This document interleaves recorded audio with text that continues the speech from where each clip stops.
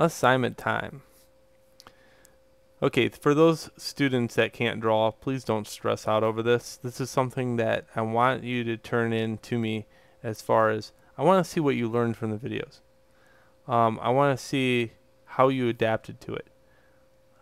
You don't have to produce something nearly as detailed, just something along the way of, I showed you how to make a silhouette, add detail to the silhouette, render it out. I showed you a lot of different things, tools. I showed you the tools. Here's one of the things I did earlier. So here's a piece I did.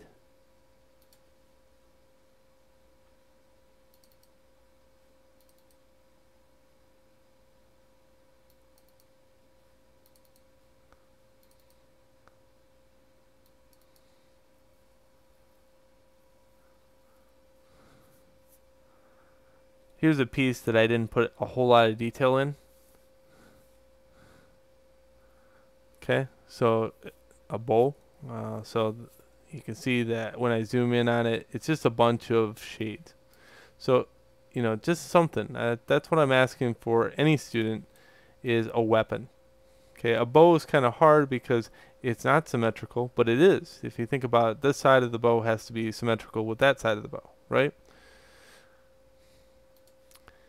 A sword's just easy for any student to kind of grasp, so that's why I did a sword.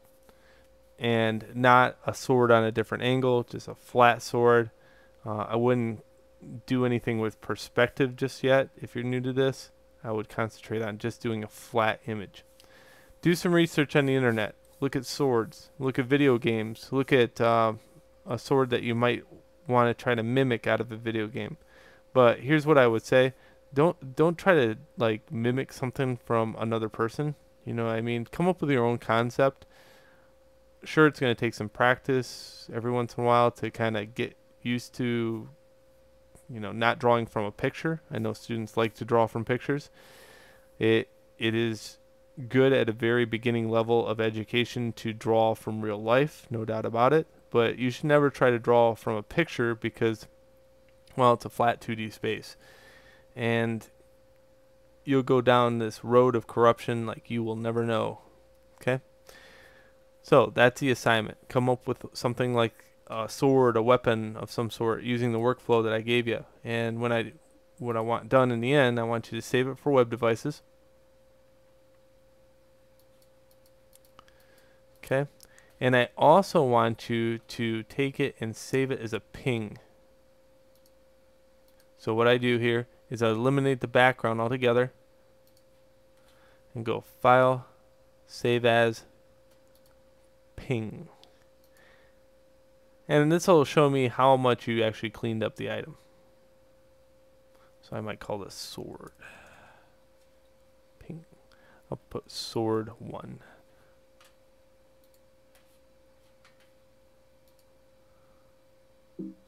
And you want none for the interlace. So the difference there is, the transparency background. Good stuff. And this one I want a JPEG image. Careful, you might have GIF in there from one of the previous chapters. And generally I keep everything in 3 formats. I carry them in the JPEG, PNG, and PSD file. And for the PSD file, I usually try to keep with the original 32-bit document for my archival purposes only. But what I'll do here is image crop this.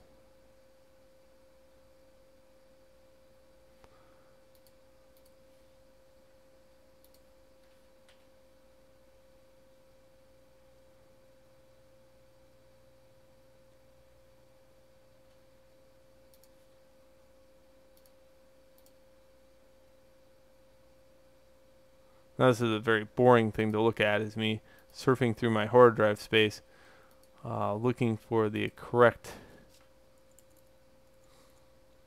thing here. This is my I call it beta phase.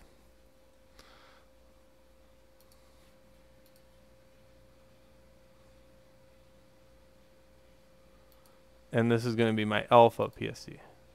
The reason being I save both of those is because later on, if I want a transparency version, I can do that using the 32-bit also.